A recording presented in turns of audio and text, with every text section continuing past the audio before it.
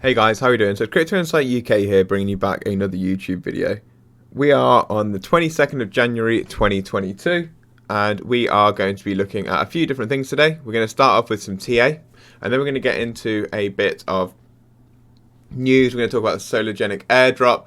We're going to talk about CBDCs in the USA. We're going to talk about Facebook, Twitter, and Instagram. Well, Facebook and Instagram obviously now Meta. We're going to be talking about that. And we're going to talk about maybe some of the reasons for the price action the way it is at the minute in terms of options expiries. So without further ado, let's get into it. So as you can see here, we are looking at Bitcoin USD on the daily. It's kind of broken the structure that I was talking about the other day. I just want to give you guys some information as to what I think might be going on in the market right now.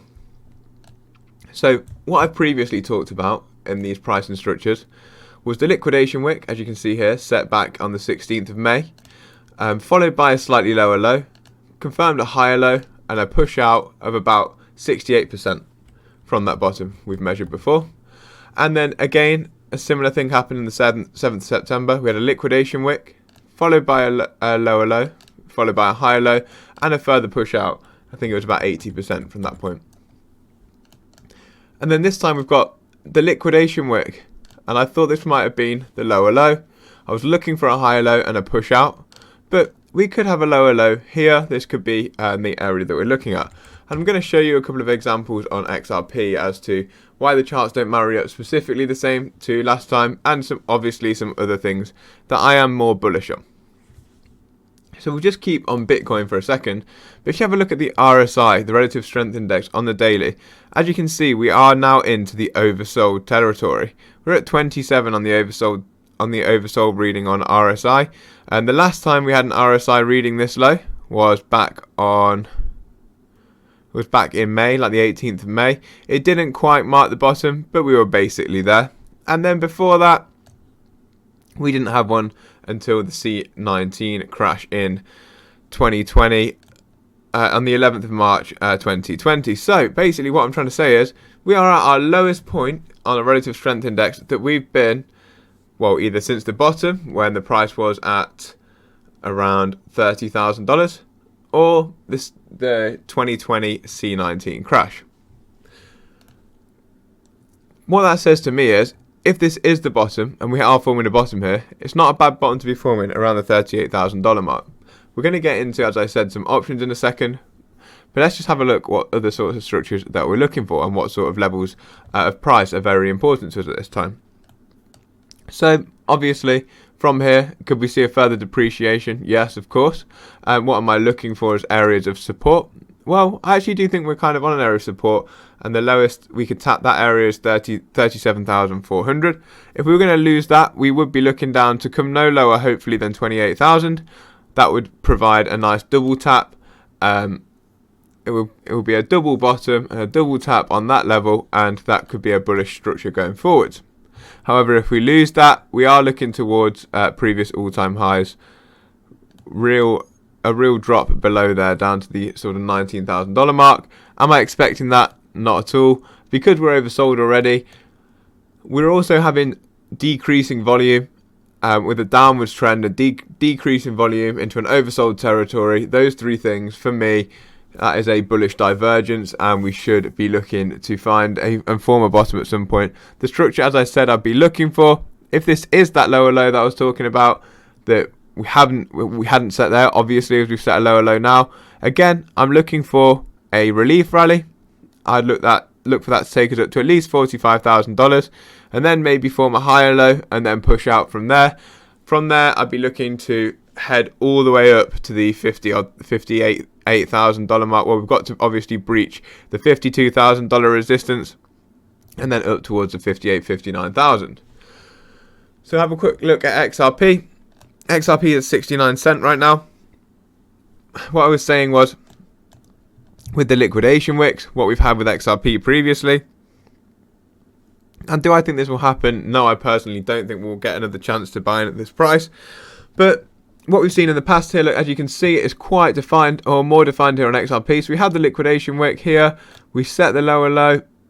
Then we set the double tap of that lower low, or the test of the low that we've set. So double bottom formation, and then out we come again. Here we set the liquidation whip, set the lower low, this time set the higher low, and then we push out.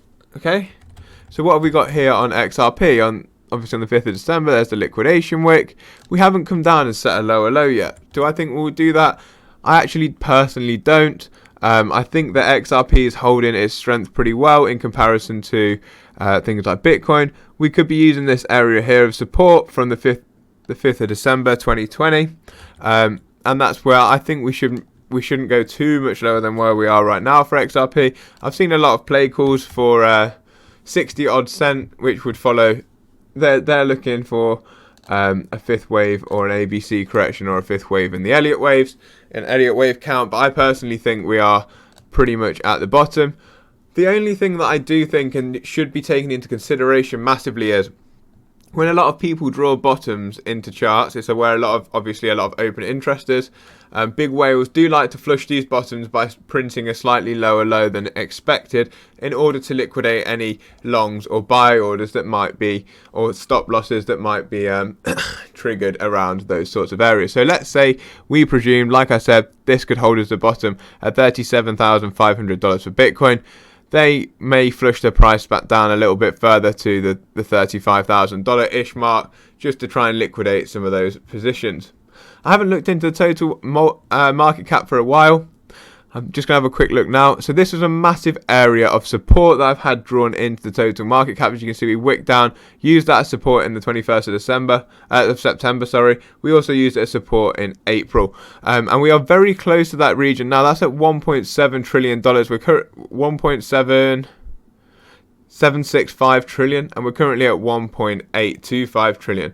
So that's where I'd be looking to find a bounce. Same with the altcoin market cap. The altcoin market cap support level is looking at the $1 trillion mark, well, 1.032 trillion, and we're currently at 1.089. So we could come down, test that, use that as support, and then look to move out of that zone. Again, on the altcoin market cap, on the daily RSI, we are nearly in the oversold territory, and exactly the same for the total market cap. It's pretty much a similar picture across the board, so that's what I'd be really keeping your eye on. We're looking to find and print some kind of bottom here, and I know there's calls for a bear market. Do I think we're there yet? Personally, no, I don't. As I said previously, we haven't seen a blow off top yet, and if you go on blockchain backer's thesis that nothing's changed from previous runs, then I would argue even against him that we haven't seen a blow off top, and he says the market normally thinks and has learned and been programmed to buy the dip throughout a bull run, and they think that the last dip is going to be another dip, and they buy that, and then it's not, it's the bear market. But if he's saying it's the bear market, and a lot of people, retail investors, are looking and thinking, okay, well, this is a bear market, so I'm not going to buy the bottom. This is why you can see on on-chain analysis that a lot of long-term holders are still holding, miners are still buying, shorthand people are actually selling at a loss, and long-term bag holders are accumulating those losses, building up their bags. So they're the reasons for me why I personally don't think this bottom is in. Do I think the TA could show a bear market bottoming out structure? I think there's an argument for that, but I think there's a stronger argument to say that we're still on an uptrend, as long as we don't lose the lows that we found in the previous dump that we found in March, April. I also don't even think we'll get down to those levels, if I'm going to be completely frank, and throw my opinion in there. My opinion would be that we don't come down to those levels. My opinion on Bitcoin would be that we don't really come much further than 35,000 if we get there, and I'd probably say we print a bottom around 37,500.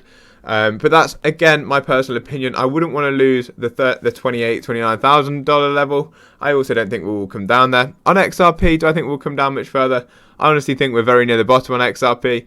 I think there could be some hype coming between now and obviously the end of the suit, but I think we could rally before that with the Sologenic launch coming today, or the airdrop today, which we are going to touch on, and their NFT marketplace coming on the 27th of January. I think that could really bring some traction to the XRP ledger. We saw what Sologenic did when they had their first NFTs minted on their ledger. So we're now going to look at a few different opinions from people on Twitter. So we've got, who's this? Sorry. We've got Mr. Ernst or Ernest. He says, tomorrow, this was yesterday, so as in today. Today, there are a lot of expiry of options. The second highest option interest this month. The max paying at expiry is 43,000. The next most important expiry is the 28th of January, the max paying at 46k. This may suggest that we continue to range until the end of the month. So basically, he thinks that today's price volatility is blamed on options. I think that that is a very valid argument. I also think that there's financial fears with Russia and Ukraine. I think that people are a bit scared at the minute. So basically, he thinks that max pain is like where it's going to hurt people the most if the price stays at that point. You can see the open interest is massively larger on the 28th of Jan. We can see some big volatility on the 28th.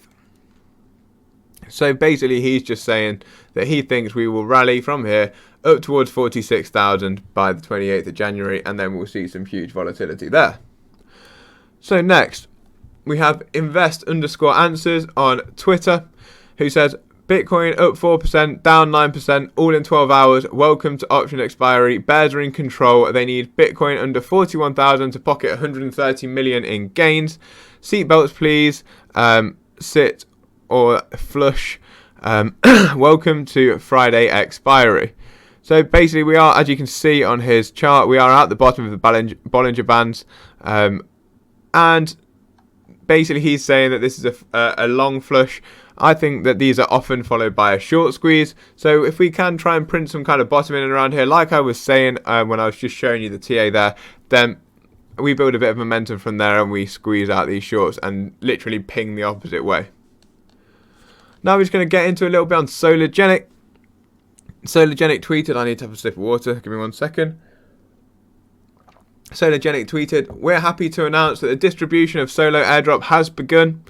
You can check the transactions happening in real time. So if you go to Sologenic's Twitter, you can go and have a look there. Distribution of the Solo airdrop. This is from Reza Bashhash, and he's one of the co-founders.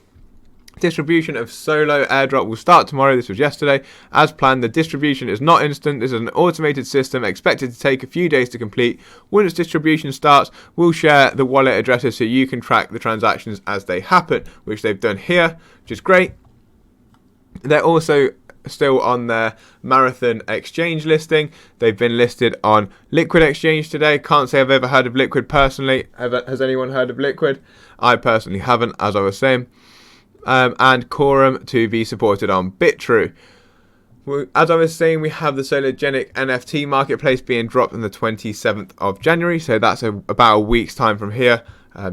I'm personally have got some buy orders in some low prices of Sologenic. When people start to dump, I might try and scoop up the dump. Only with about 1% of my XRP holdings, because I made a big mistake and bought about 7% worth of Sologenic. So I'm not going to overexpose myself this time.